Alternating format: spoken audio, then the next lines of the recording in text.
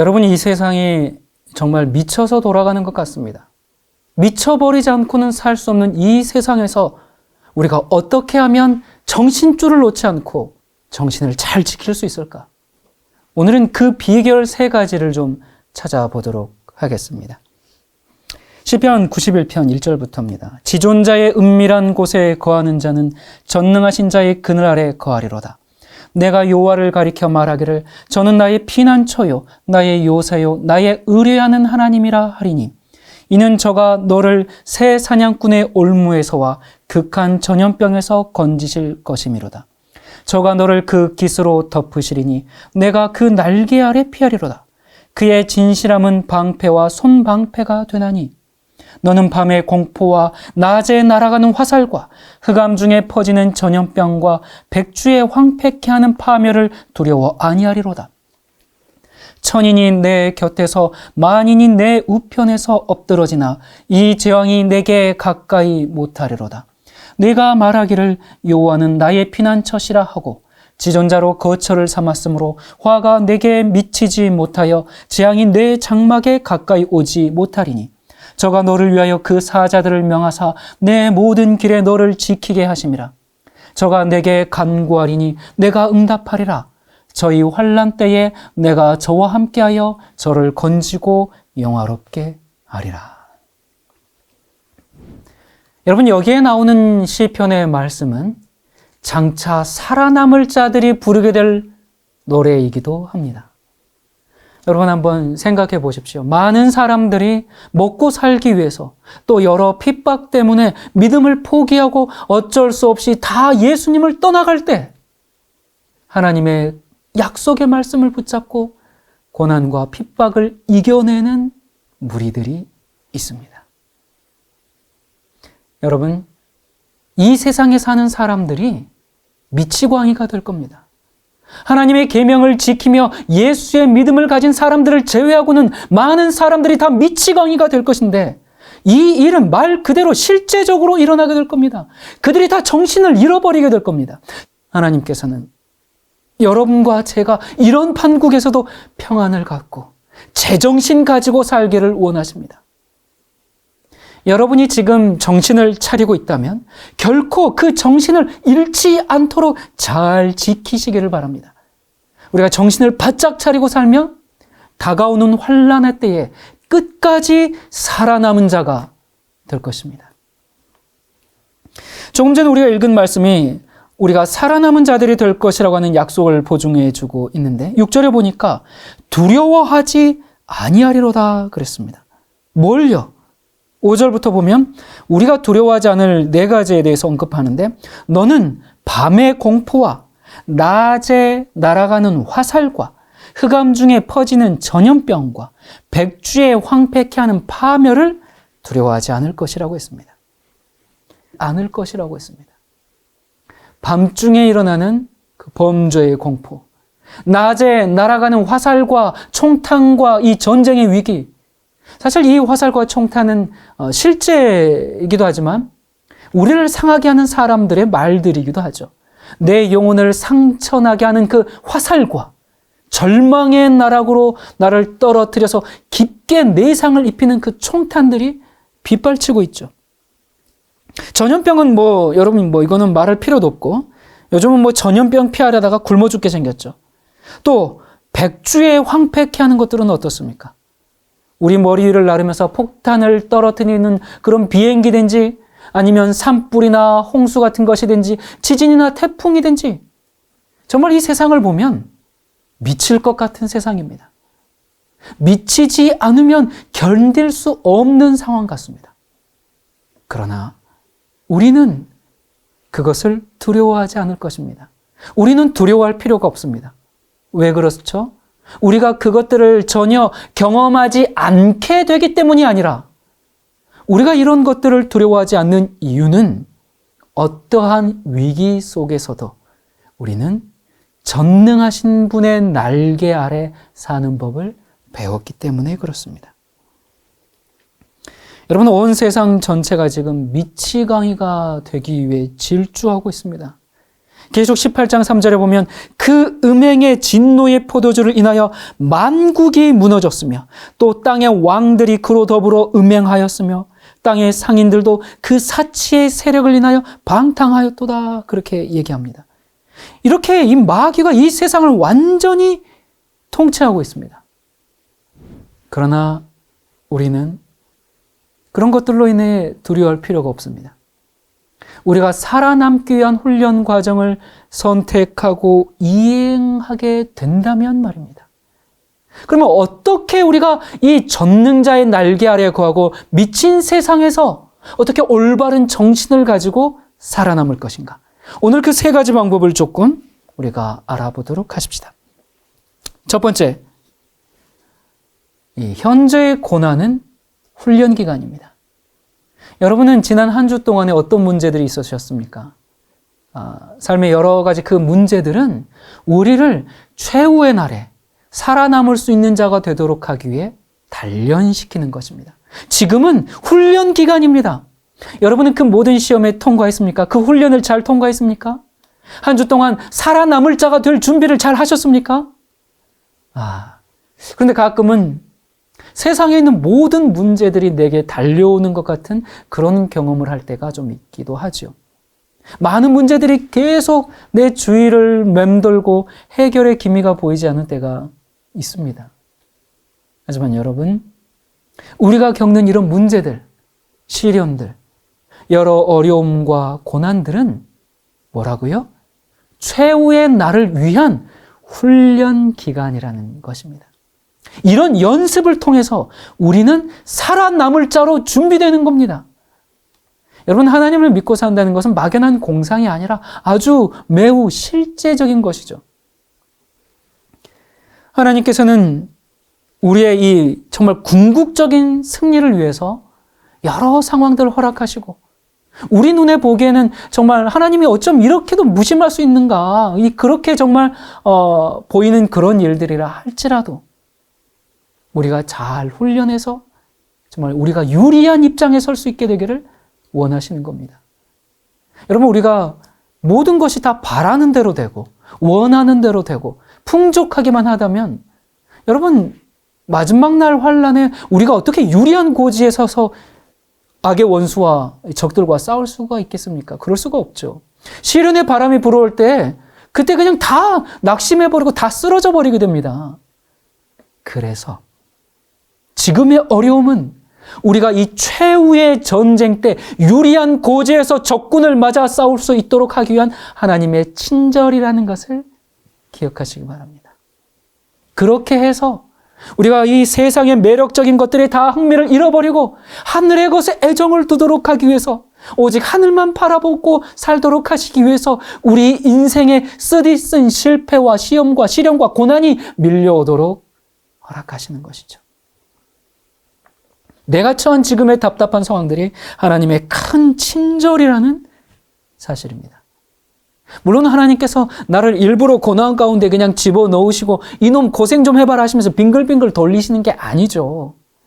거센 광풍이 내게 불어올 때 하나님께서 그것을 막지 않으시면서 우리가 더 큰 유익을 얻게 하시려는 것이죠.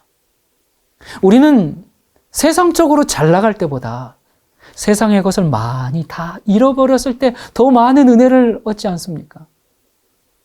여러분, 우리가 시련과 고난을 겪고 있는 것이 예수님께서 나를 사랑하지 않으신다는 증거가 결코 아닙니다.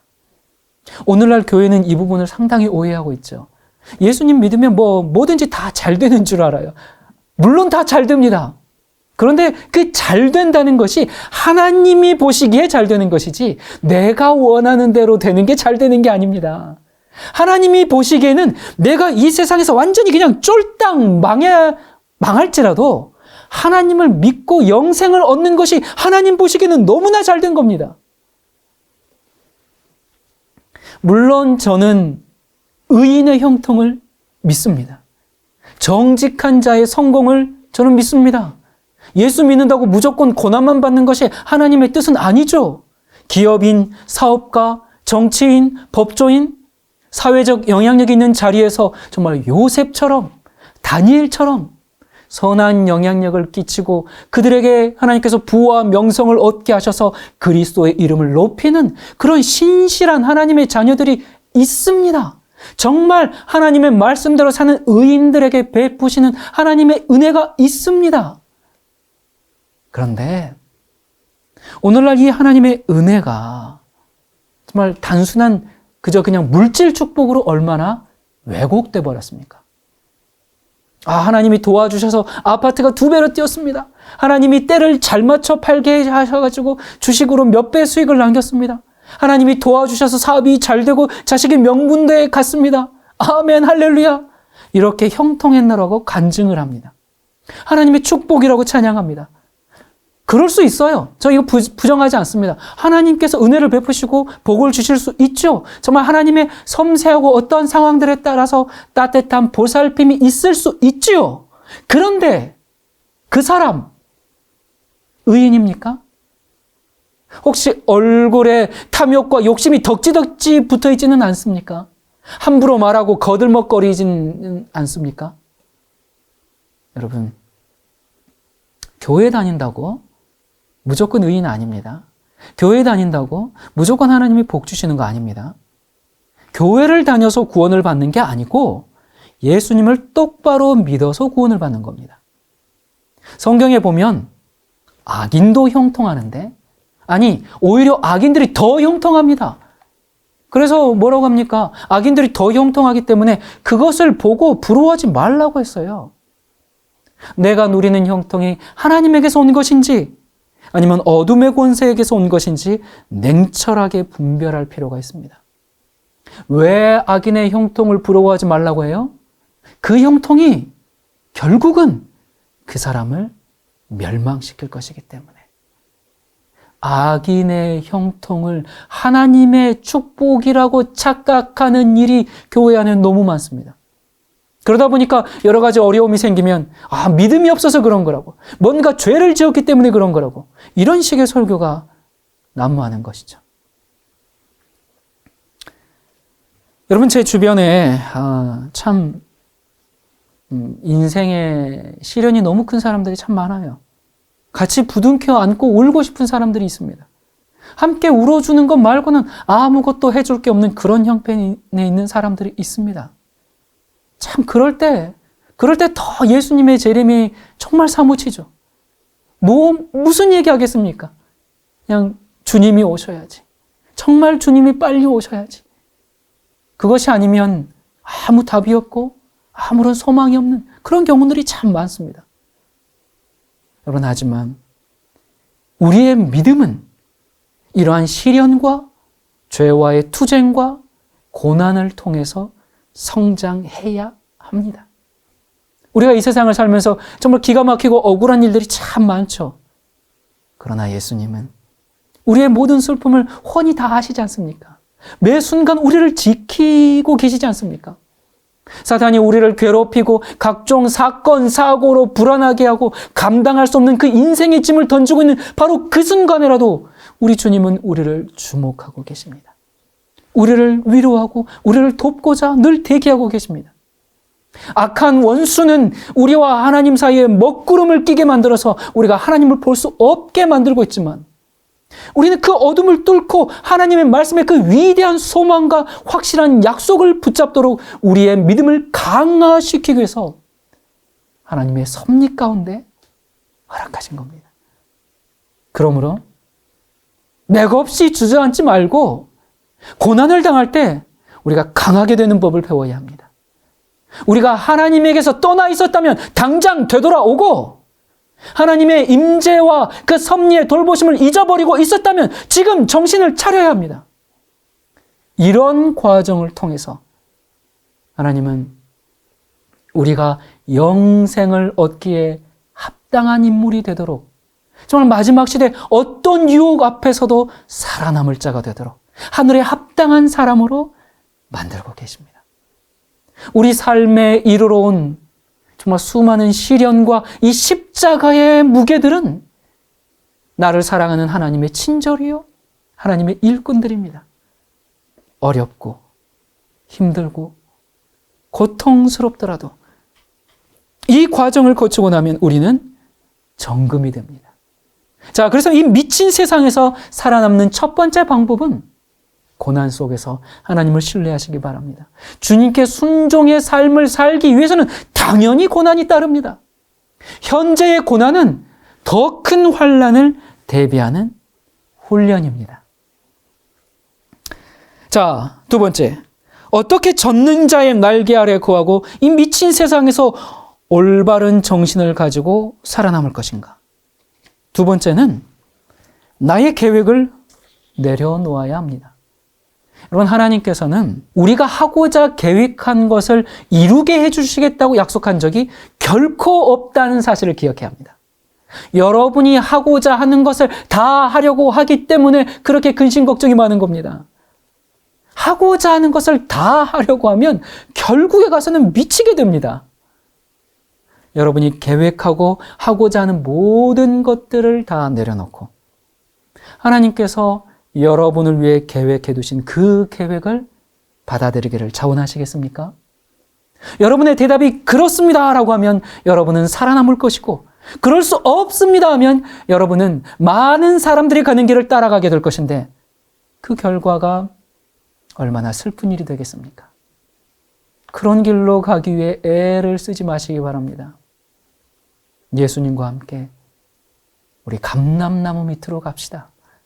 예수님은 이른 아침에 한적한 곳에서 기도하거나 성경을 연구하거나 이러신 적이 참 많았어요. 우리가 이 성경을 보고 시대를 보면 아무리 시대가 발전하고 과학적이고 아무튼 발전하고 달라졌어도 주님과 동행하는 방법에는 달라진 것이 없습니다. 예수님과 함께 보조를 맞춰서 여러분 함께 걷기를 원하지 않으십니까? 많은 신자들이 하늘에서 영원히 예수님을 따르려는 소망을 가지고 있습니다. 자, 그렇다면 왜 지금은 그분을 따르려고 하지 않을까요? 사람들이 그러죠. 세상에서 예수님을 따르면 세상과 보조를 맞출 수가 없습니다. 뒤처진다고요. 예, 그렇게 말해요. 또 많은 분들이 나도 신앙적으로 살고 싶습니다. 좀 더 기도하고 싶고 좀 더 말씀을 보고 싶어요. 말은 그렇게 합니다. 아니, 말만 아니라 정말로 마음도 그렇게 원합니다. 원하는데 실행하지 않습니다. 원하는데 왜 실행하지 않을까요? 마음은 원해요. 하지만 그것보다 그 사람에게 다른 이유가 더 크고 시급하기 때문입니다. 말씀 읽기 싫은 게 아니에요. 기도하기 싫은 게 아니에요. 다만 그것보다 더 좋은 게 있기 때문이죠. 그것보다 더 하고 싶은 게 있기 때문이죠. 이런 신앙은 살아남을 수가 없습니다. 여러분, 오늘날 세상은 마귀에게 세뇌되어 있습니다. 이 마귀는 수많은 사람들을 정말 기묘한 방법으로 사로잡아가지고 그 자기가 생각하는 것처럼 사람들을 똑같이 생각하도록 그렇게 포로로 만들어버렸습니다. 이러한 세상에 대해서 계시록 17장에 보니까 저희가 한 뜻을 가지고 자기의 능력과 권세를 짐승에게 주더라, 그렇게 성경은 말하죠. 여러분은 마지막 시대에 수많은 무리들이 한마음 한뜻으로 짐승을 따를 때 그들 가운데 섞여 있기를 원하십니까? 여러분이 세상 사람들이 보는 것을 보고 그들이 듣는 것을 듣고 그들의 삶의 방식을 따라간다고 하면 최면에 빠진 것처럼 이러한 사탄의 꼬임에 걸려들고 말 겁니다. 여러분, 우리가 이 세상을 살아갈 때 돈이 참 필요합니다. 자, 그렇다면 환란의 기간을 통과하기 위해서 얼마의 돈이 필요할까요? 얼마의 주식, 얼마의 금, 얼마의 달러, 얼마의 은행 잔고가 필요할까요? 온 세상이 불타버릴 때 얼마의 돈이 있어야 우리가 안전할까요? 여러분, 우리가 환란을 통과하기 위해서는 살아있는 신앙 경험이 필요합니다. 어떤 폭풍과 시련에도 부러지거나 구부러지지 않을 그 산 경험이 필요합니다. 여러분의 마음은 지금 어떤 형편에 있습니까? 하나님께서 우리의 마음과 생각을 지키실 것 같으면 우리는 미쳐버리지 않을 겁니다. 하나님께서 나의 마음을 지키게 하는 것이 어떤 것인지를 우리가 배우지 않는다면 우리의 마음과 생각을 다 잃어버리고 미쳐버리게 될 것입니다. 이 미친 세상에서 살아남는 두 번째 방법이 뭐였어요? 내가 하고자 하는 것들보다 하나님이 하기를 원하는 그것을 선택하는 것입니다. 그것이 나의 마음과 생각을 하나님께서 지키도록 맡기는 것입니다. 하나님께서 도와주심으로 모든 분들이 살아남을 자들 가운데 포함되기를 정말 바랍니다. 자, 세 번째. 어떻게 이 전능자의 날개 아래 거하고 미친 세상에서 어떻게 올바른 정신을 가지고 살아남을 것인가? 세 번째는 시간을 올바로 사용해야 합니다. 여러분, 우리가 배워야 할 교훈이 있는데 그것은 하루 중에 24시간을 어떻게 보내는가 하는 것을 배우는 겁니다. 만약에 시간이라고 하는 것을 돈으로 사야 하는 것이라면 수많은 사람들이 시간을 사기 위해서 줄을 서게 될 겁니다. 그러나 희소식이 있는데 뭐예요? 시간은 살 필요가 없이 거저주는 것이죠. 어떤 사람들은 여러분이 가진 돈보다 훨씬 더 많은 돈을 가진 사람이 있을 수는 있지만 여러분보다 더 많은 시간을 가진 사람은 없습니다. 이사야 33장에 보면 어떻게 하면 시간을 올바로 쓸 수 있는지에 대해서 말씀하신 것이 있습니다. 여기에 보면 두 부류가 나오는데요. 두려워하고 공포에 쌓여 있는 사람들과 기뻐하고 즐거워하는 사람들입니다. 자, 첫 번째 부류입니다. 14절. 시온의 죄인들이 두려워하며 건건치 아니한 자들이 떨며 이르기를 우리 중에 누가 삼키는 불과 함께 거하겠으며 우리 중에 누가 영영이 타는 곳과 함께 거하리와도다. 자, 그 다음 15절에 이들은 살아남은 자들에 대한 묘사입니다. 오직 의롭게 행하는 자, 정직히 말하는 자, 토색한 재물을 가증히 여기는 자, 손을 흔들어 뇌물을 받지 아니하는 자, 귀를 막아 피 흘리려는 꾀를 듣지 아니하는 자, 눈을 감아 악을 보지 아니하는 자, 그는 높은 곳에 거하리니 견고한 바위가 그 보장이 되며 그 양식은 공급되고 그 물은 끊치지 아니하리라 하셨느니라. 너의 눈은 그 영광 중의 왕을 보며 광활한 땅을 목도하겠고. 여러분은 어느 무리 가운데 포함되기를 원하십니까? 당연히 여기 살아남을 자들 중에 있기를 원하시겠죠? 자, 그런데 그들이 어떻게 하여 영광 중에 그 왕을 보게 된다고 말씀하고 있죠? 그 왕을 보기 위해서 시간을 어떻게 보낸다고 했습니까? 여기 보면 이 세상에서 일어나고 있는 모든 악한 것들에 눈을 감아 보지 않았습니다.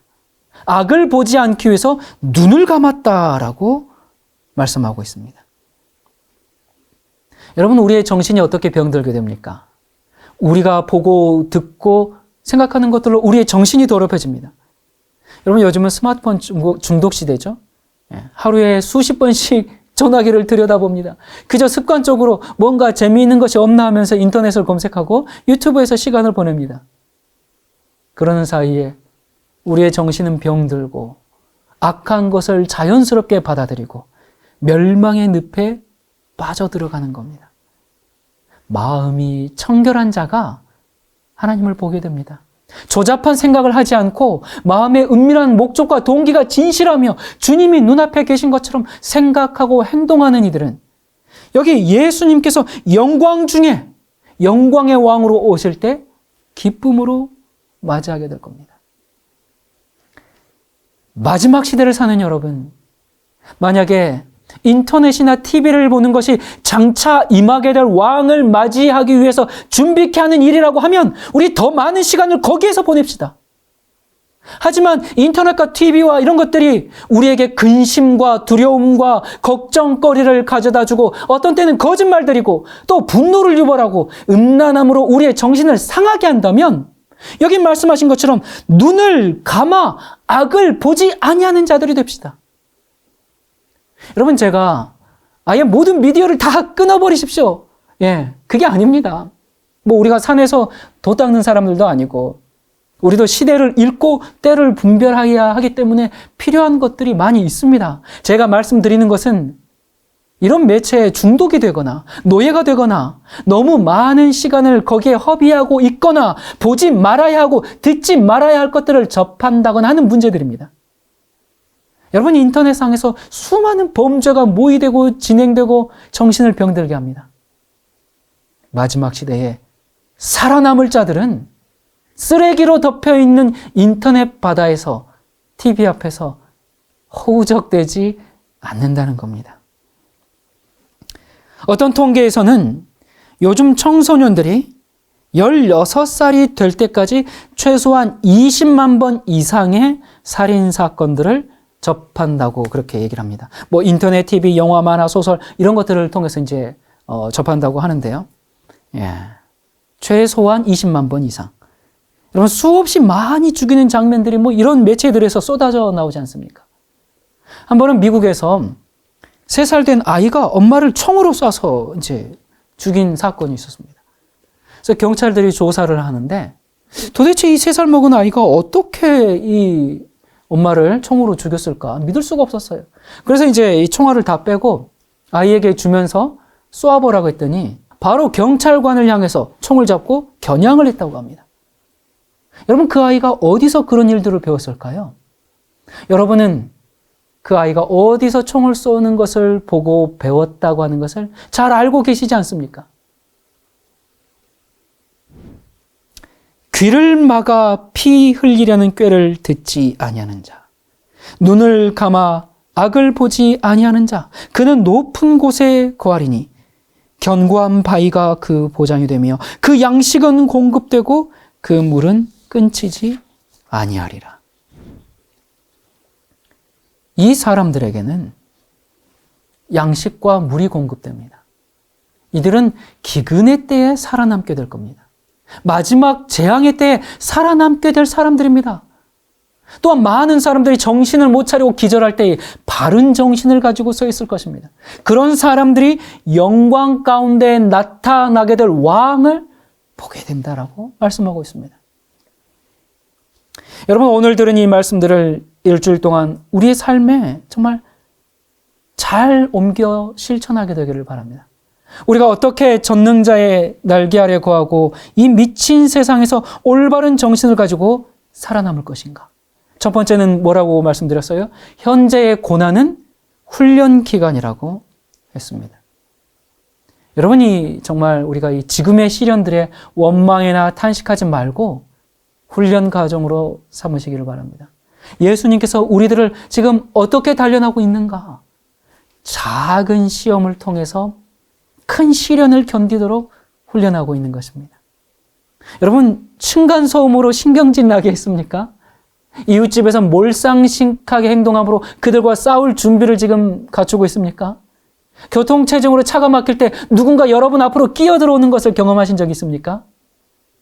이런 일들이 있을 때 우리가 자신을 지키고 예수님의 정신을 가질 수 있는 사람이 되도록 하십시다. 그리스도인은 좀 다르다는 것을 보여주도록 합시다. 또 시댁이, 남편이, 아내가, 가족들이, 친척들이 말도 안 되는 요구를 하고 나를 무시하고 불공평하게 취급하십니까? 또 하루에도 정말 몇 번씩 이혼을 생각할 정도로 답답할 때도 있을 겁니다. 이혼하면 새로운 삶이 주어질 것 같지만 또 다른 문제가 있습니다. 여러분, 세상 살기가 만만치 않습니다. 어려운 거 압니다.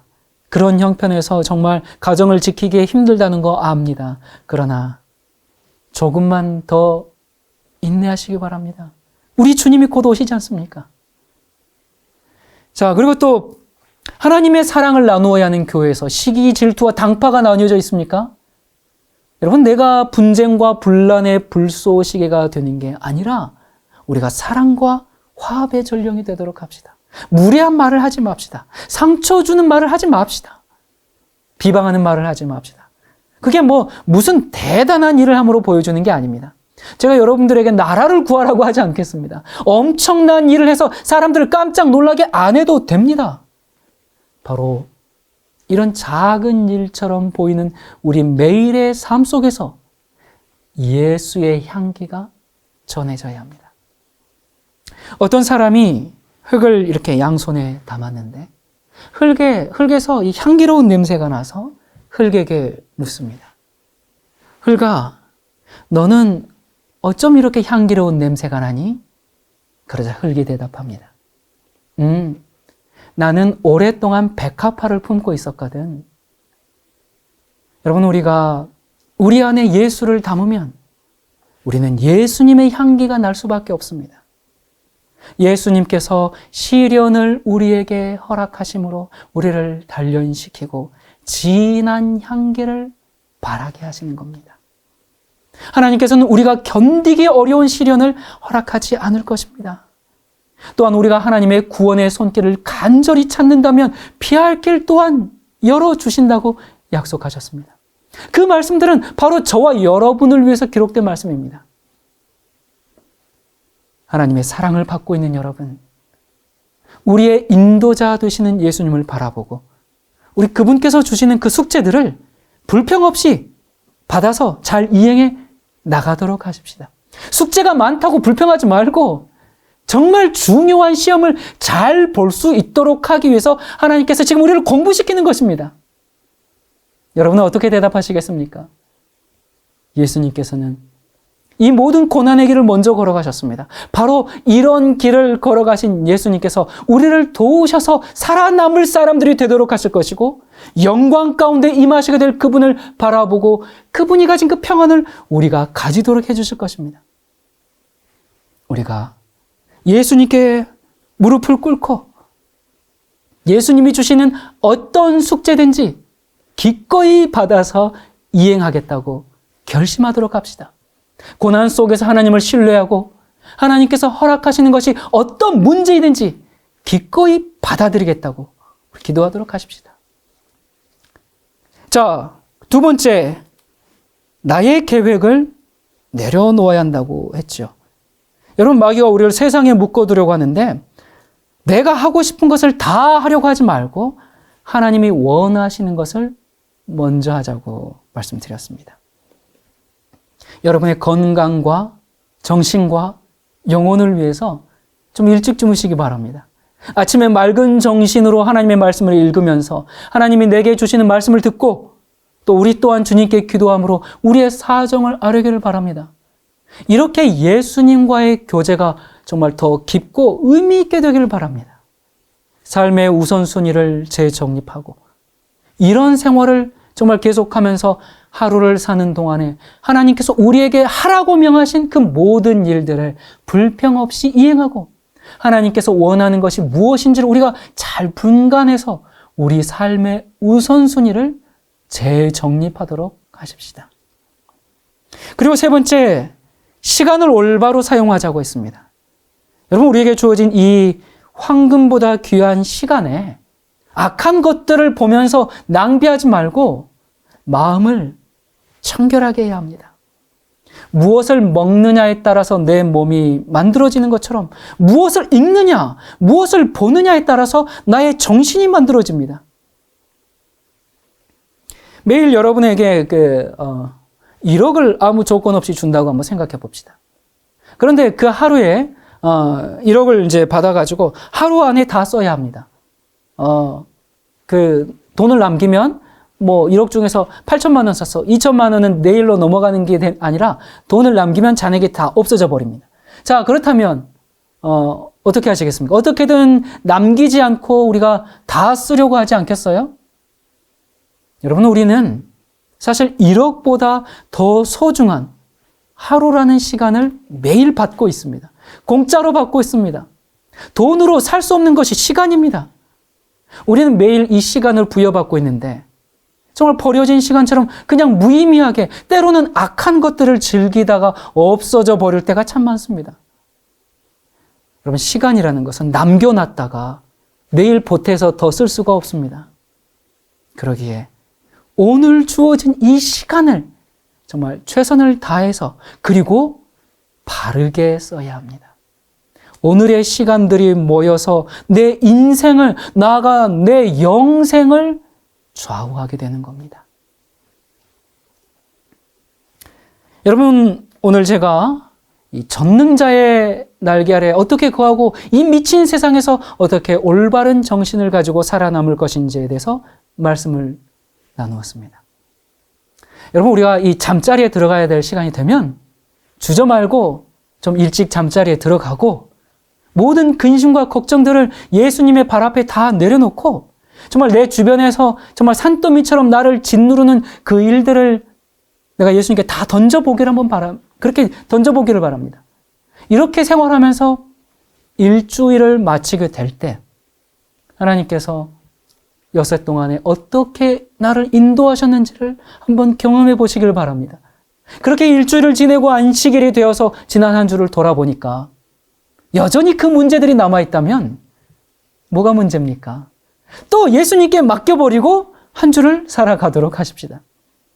이렇게 함으로 예수님을 기쁘게 하고 그분 안에서 우리의 정신을 쉬도록 하십시다.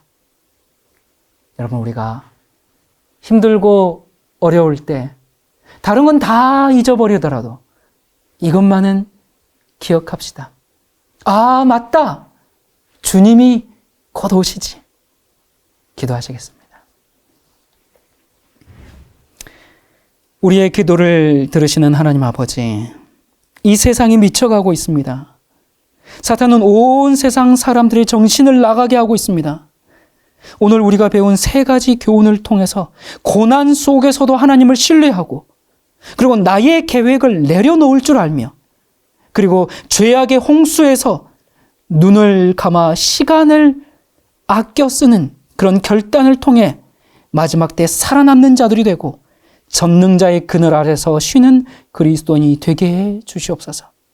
우리 마음에 하늘의 평안을 주시기를 예수님의 이름으로 기도합니다.